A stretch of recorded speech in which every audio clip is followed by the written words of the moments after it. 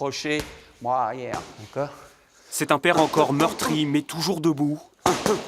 C'est dans la boxe qu'Alain Vastine a puisé le courage pour surmonter les tragédies. La perte de sa fille Célie, puis 2 mois après, celle d'Alexis, 28 ans, décédé en Argentine. Ils étaient venus participer à un jeu. 8 Français sont morts dans la collision de 2 hélicoptères. 1 an après, personne n'a oublié le prodige, beau gosse de la boxe, qui fait plus que jamais partie du décor. Je sens qu'il est là pour me soutenir dans le fait de ne pas lâcher. Beaucoup de photos aussi. Ouais, bah c'est normal, parce que je veux qu'il soit toujours là. Comme à la maison, il est partout. Et c'est devenu indispensable.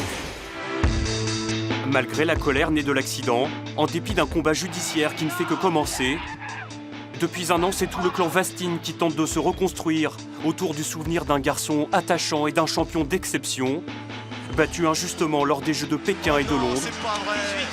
Un dernier échec qui l'avait conduit jusqu'aux abîmes de la dépression. Pourtant, Alexis s'était relevé et préparait sa revanche pour Rio. Ouais. Ça, c'est le mental, c'est sa force qu'il avait, sa force. Parce que quand il faisait quelque chose, il le faisait à fond, mais à fond. Et c'est pour raconter tout cela, les forces, les failles et les espoirs du fils surdoué, que la famille a accepté l'idée d'un livre-hommage, Coup d'arrêt. Le journaliste Frédéric Veil en est l'auteur, lui qui a accompagné pendant 10 ans le parcours sportif d'Alexis.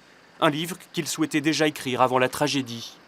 Pour se redresser comme il s'est redressé après les JO de Londres, il a fallu qu'il puise au fond de lui, au plus profond de lui, et devenir ce vrai champion. C'était un champion hors norme. Un livre de témoignages, parsemé d'anecdotes, qui sonne comme une thérapie aussi pour les Vastines. Et ça fait du bien, ça. Tu te dis, au moins on ne l'a pas oublié. Et c'est maintenant Adriani, le frère aîné, qui pourrait écrire le dernier chapitre à Rio, pour rendre hommage à son frère et à sa sœur disparue.